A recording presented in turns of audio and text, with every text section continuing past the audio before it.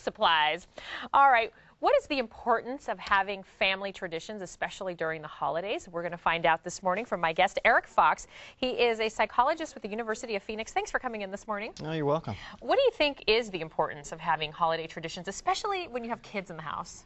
Well, it gives them a sense of predictability, kind of anchor points from which to predict things that are happening in the future, as well as develop their own sense of identity. So it's comforting in a way. Yes, absolutely. It gives them some stability from which to... And kids need stability, not just during the holidays, but all year round. All of the year round, absolutely. There's a lot, obviously, around holiday tradition right now, but we can infuse that during the year as well. We don't have to just do it during the holidays. Now, if you grew up in a family that wasn't particularly big on traditions and rituals and holidays, and you're trying to change all of that, how can you get started? What's the best way to do it without making it look fake and like you're trying so hard, you know? Some of the most powerful things can be some of the simpler things. We do things for short periods of time. Think about like interactions with other people, like a simple card that you might receive, how powerful and meaningful that might be. We can do things that don't take a lot of time, but that give us an opportunity to kind of reflect, to look back. One of the things that I think is great is creating kind of like a time capsule that you put the important things into it, either once a month or once a year, and then you have an opportunity to look back and kind of reflect on what things you've put in it. Well, that's a great idea, especially with kids. I really like that idea.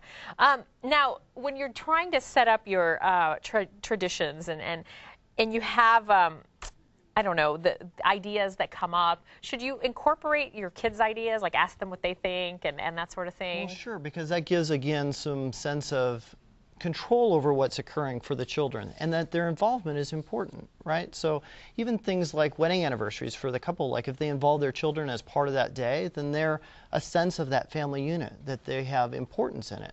Now, is this it seems like this would be an opportunity as well to sort of introduce people or family members to your children who maybe haven't been around very long, maybe start a tradition of having people over more and that sort of thing? It can be simple things like that, or going out together to do something that you wouldn't normally do, treasure hunts, or out shopping together, or cutting down a Christmas tree together, whatever things they are, that if you include people that might not normally be involved, or whatever ways that you want to do it. I mean, it really doesn't matter as long as there's some consistency in it, right? If you create a tradition that you do it from year to year, or that you begin your Christmas holiday season on a particular date that you and your family decide together.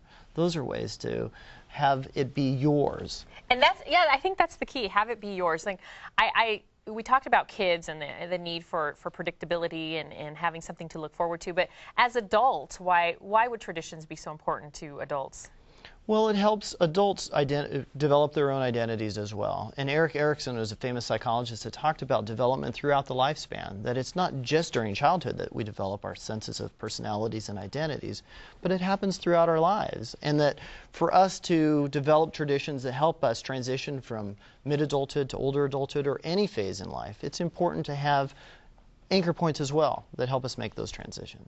Well, and also if there's something that you've always wanted to do but maybe your family was never into doing, this is if you have your own family, it's your chance to sort of start that tradition as well, it seems. Absolutely. All right. Well, Eric Fox, thanks for coming in this morning. We appreciate it, and hopefully everyone will have a wonderful holiday season with all of their traditions and their family. Thanks. Thank you.